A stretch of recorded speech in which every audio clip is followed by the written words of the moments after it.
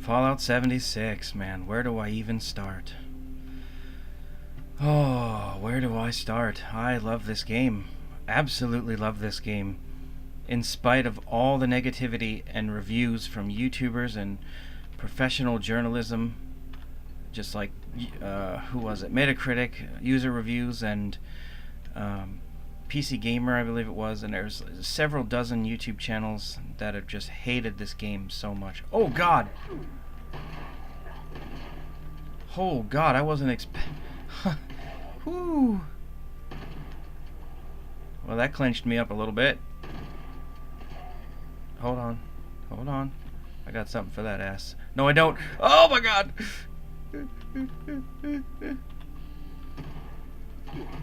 I mean, he's only level 1, but... Holy shit. Well, ladies and gentlemen, that's Fallout 76, pretty much. Wow. That scared the courage out of me. Playing Fallout 76 from the heart of West Virginia. So, I'm in a virtual West Virginia, in a real West Virginia. I live on the West Virginia-Maryland border. That's why I have satellite internet, because we live out in the middle of the mountains, in the middle of nowhere, and you have to take a dirt road to get to my dirt road. So the only internet that we can... What's up here? Is this just... It's just empty? Oh, okay. The only internet that we can get is Viasat, or Exede, formerly Exede, Viasat conglomerate. Merged all their companies last year, but Fallout 76, I'm going to take a few minutes to run around and explore. My frame rate is a little low. When I'm not recording, I'm getting, 55, 60 frames a second. But obviously recording is a bit taxing. I had to mess around with my INI file, what are those? A tiny bit, to turn some things down and, change the anti-aliasing, things like that, to get the game to run and record well. But it runs fine on satellite internet. I'm genuinely surprised that it does. So I'm going to take a few minutes. I'm going to head down to Charleston here and get a Fire Breathers uniform, because I really, really want one. I had one in the beta, and I loved the way it looks. I deleted my beta character to start kind of like get a fresh start, and I want to get that uniform back. So I'm going to head down to Charleston Fire Department. Let's move that right. It should be like right there. Now Charleston's full of snallygasters. So I have to bring my A game, so I've got some good ammo and weapons and good armor, so I should be okay. So I'll see you in a few minutes, because it's going to take me 8 or 10 minutes to get from here to here, because I'm probably going to stop in the middle and look at stuff, so I'll be right back. And this is something that I wanted to comment on. The lack of NPCs is not necessarily a bad thing. By the way, I apologize.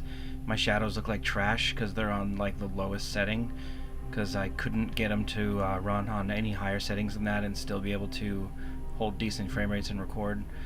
So don't worry about the shadows. But the lack of NPCs was a worry for me at first, because I was worried there wasn't going to be a story. But then you find stuff like this, and you make your own story. So there's a mole rat, and there's what appears to be a police officer. He's got a cop hat next to a cop car, an ammo box, and he's carrying a baton, a security baton that I'm going to take, because I want that baton. And I guess he killed it, but it did enough damage to him that he died too. I'm going to take that cop hat. And this kind of thing is all over the place, and I'll show you up the road here. There's another place here in a second. But this kind of stuff is really interesting, because it's you're immersed in the world, and you make your own story in your head. At least that's what I think happened. Now this is what I wanted to show you up the road here. This is a church that I found last night. A pretty cool church. It's full of dead people and demons. So as you can see, when I stepped inside, my frame rate pretty much doubled. So it's got to be something outside with the foliage, because I turned light shafts off. Now this church is full of dead people, right? And they all have cups, right? Why do they have cups? Because of this. Rat poison.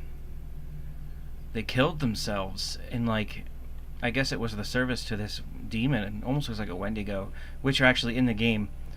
So you actually have... Hold on. Is there anything in that basket? There is! Oh my god!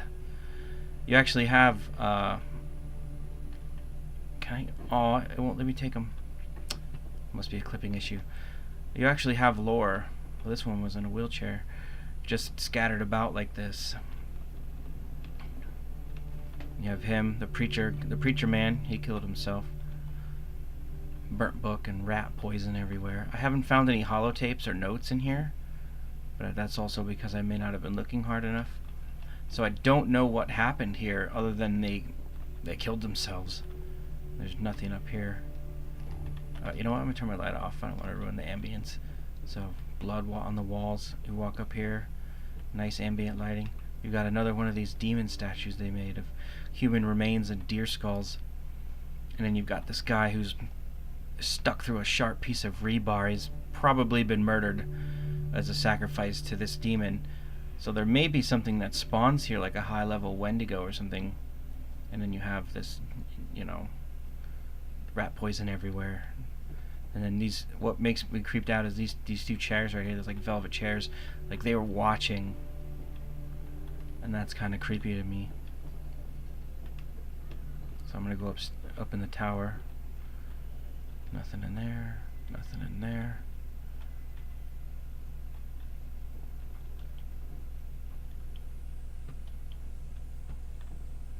Pastor's vestments, hunting rifle. I've already got some of those and they don't look that great, so I'm not going to take them. I don't care for the way they look. But that's just a little bit of the lore that I wanted to share with you. I found some power armor. And Lewis and Sons farming supply. But here's the kicker. It's level 40. So if I went into transfer, took the pieces off, and then I got into the frame, I could take the frame, but I already have a power armor frame.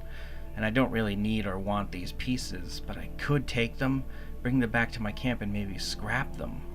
I don't know what to do. I don't feel like carrying it. I guess I could fast travel, but oh, there's so much to take in this game. It's hard being a hoarder. Well, I made it.